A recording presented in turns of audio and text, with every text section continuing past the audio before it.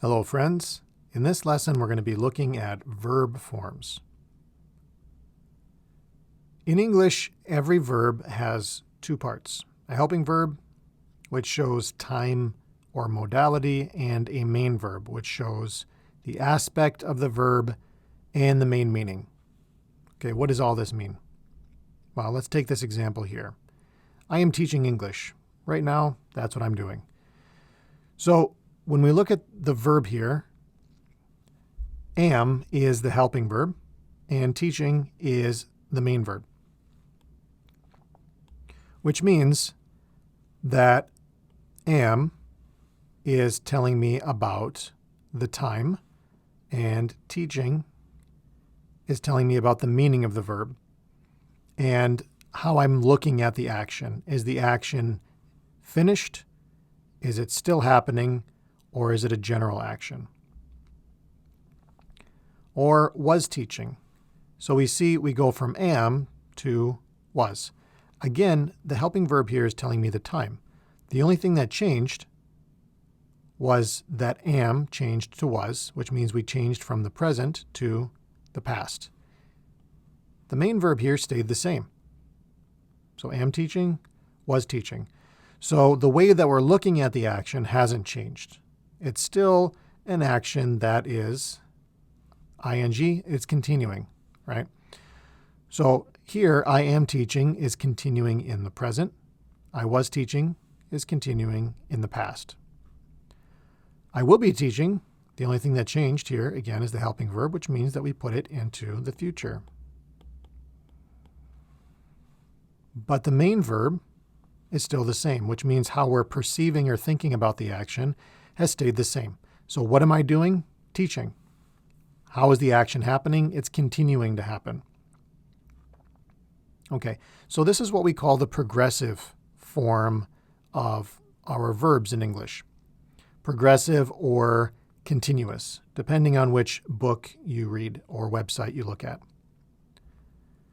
So let's break this down here. With the progressive form in English, our helping verb is going to be a form of the verb be. Our main verb is going to be the main verb plus the ing ending. So sometimes we're just adding ing on the end. Sometimes we have to change a little bit of the spelling with the ing. So when we're looking at the helping verb and the main verb, we can look at it in terms of the tense or the time and the aspect, which is our view of the action, how we're looking at the action. So here we're talking about the past progressive. So the past is the time. And progressive is our view of the action, that the action is progressing or continuing. So the past progressive, for example, for the verb learn, would be was or were learning. So here, we can see that was or were is our form of the be verb. And learning is our ing verb. Now, if we want to change this to the present, all we're doing is changing the helping verb. We don't have to change the main verb. So for the present, what we're doing, because we want to focus on the time, is we're changing the time from was, were to am, is, or are. Because am, is, and are is the present forms of the be verb. To make it in the future, again, we're not going to change the main verb. We're only going to change the helping verb. So here, the helping verb is will be. So was, were, am, is, and are. But will be, we have to take the base form of be and add the word will. Because in English, there's no future tense, which means that there's no like special form of a verb for the future. Whenever we talk about the future in English, we always have to add a word. And that means adding a helping verb to talk about the future. So past progressive, was or were learning. Present progressive, am, is, or are learning. And future progressive, will be learning. So we have two parts of the verb here, the helping verb and the main verb. This is the same for every verb tense in English. What we're doing is we're just changing the forms of the verbs in each of these spots, in the helping verb spot and the main verb spot. So for example, if we're talking about the perfect tenses, I have taught English. If we look at the helping verb here, we see that have is in the present. Have is the present form of that verb. So have taught, this is the present perfect. If I change it to had is in the past. So this is what we would call the past perfect. Will have taught, will have, see, we have to add that will again to talk about the future. This is talking about the future, so this would be the future perfect. So we go from the present perfect to the past perfect to the future perfect just by changing the helping verb. The main verb stays the same.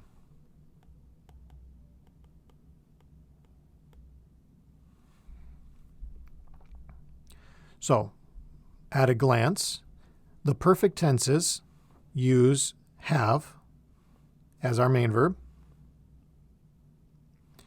or a form of have, and for the helping verb. It uses have for the helping verb, and for the main verb, it's using the past participle form of the main verb. So for the past participle, you've got to think about regular and irregular verbs. The past participle for regular verbs is just the ed ending of the verb. So like walked, talked, looked. For some verbs, the irregular ones, there's going to be a special form, like taught. So taught is the past participle of teach. Teach is the base form of the word. Taught is the past participle.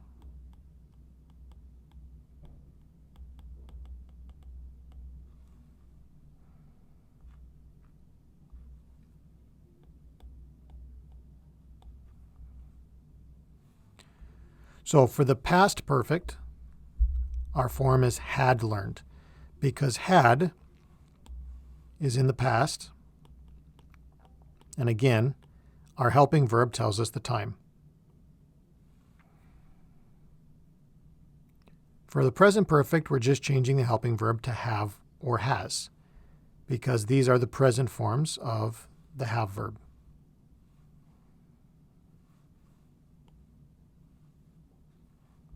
For the future, we will have learned. So will have is the future form of have.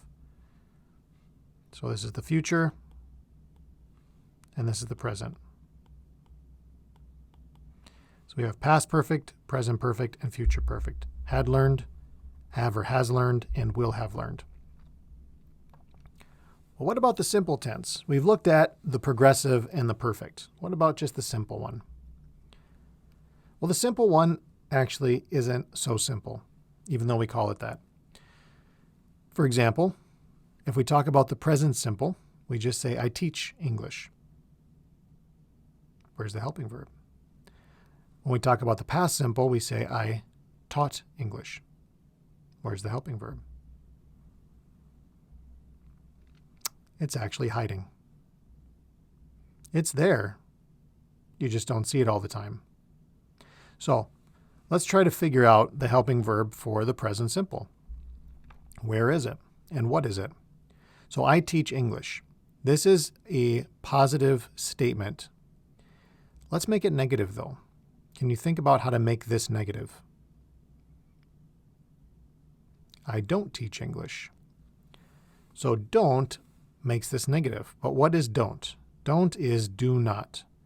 So here we have found our helping verb for the present simple. And you see it again when you ask a question. Do you teach English? So the positive is, I teach English. I don't teach English. Do you teach English? So we use the helping verb when we talk about the negative and when we ask a question in the present simple. But we don't use the helping verb most of the time when we're just making a positive statement in the present simple. And this is the same with the past. I taught English. So think again, how do we make this negative?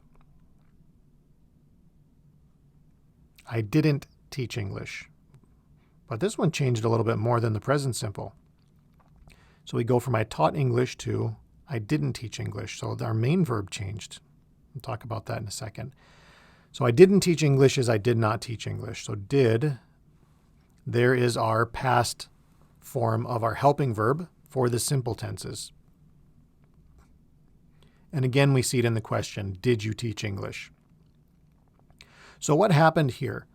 Why did we go from taught to didn't teach or did you teach? See, what happens is when we don't use the helping verb, then the main verb has to carry the past. Somebody has to show that we're in the past, right? And since there's no helping verb, then the main verb has to do the job. However, when we add in that helping verb, we see that the helping verb now has the past. The helping verb tells us it's the past.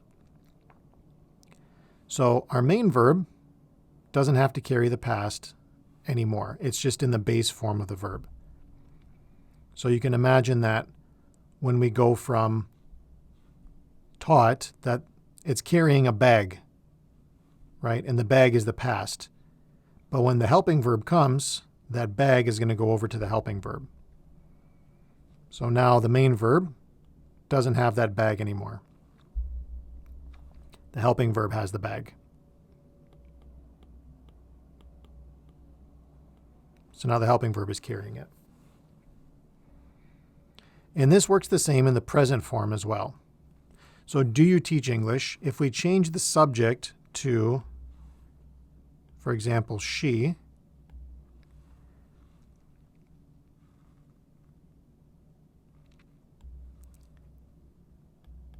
and we still use the verb teach, then what's our helping verb going to be? The helping verb would be does she teach when we're talking about the present simple. So does she teach English? Which is the question. But if we turn this into a positive statement, we would say she English. So what verb is going to go in the blank there? Do we say she teach English? Nope. We say she teaches English. Because just like with the past form, this extra S over here goes to the main verb when there is no helping verb there. So we have no helping verb, so the main verb has to carry the S ending in the present simple, just like with the past. So, looking at the simple forms, the past simple would be did learn. The present simple would be do or does learn. And the future would be will learn. So the future actually doesn't use do as a helping verb. It just uses will. So this is what it would be for a kind of a basic look at the simple tenses, or if we're using a negative or a question. Sometimes we actually do use the do. So we can say, I teach English. No, you don't. No, I really do teach English. So we sometimes do use the helping verb in positive statements, but it's usually when we're trying to emphasize that something is true. So here we can see that this person doesn't believe this person. So they want to emphasize that something is true. So they say, no, I do teach English.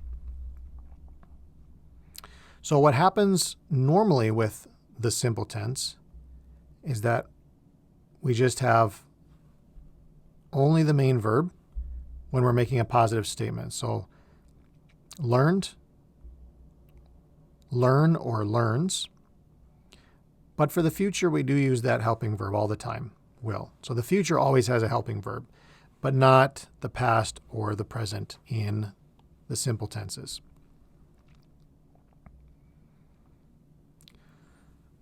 So besides the progressive and the perfect and the simple tenses, we can also use modals.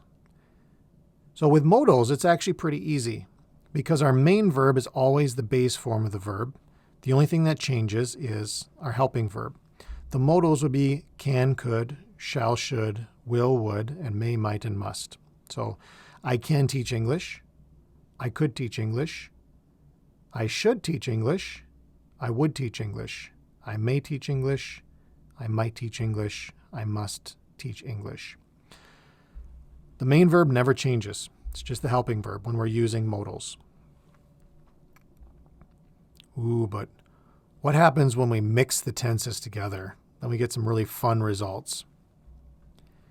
So when we combine verb forms together, we can get some complicated but fun verb forms. For example, the present perfect or past perfect or future perfect progressive. So the perfect progressive tenses, like I have been teaching English. So here we're combining the helping verb from the perfect tenses and the ing from the progressive. And then we have this been in the middle. If you remember, when we're doing the progressive, the ing form, we use be as the helping verb. And if you remember, for the perfect tenses, after the have, we have the past participle of the main verb. So for the perfect, the perfect equals have, has, or had, plus the past participle.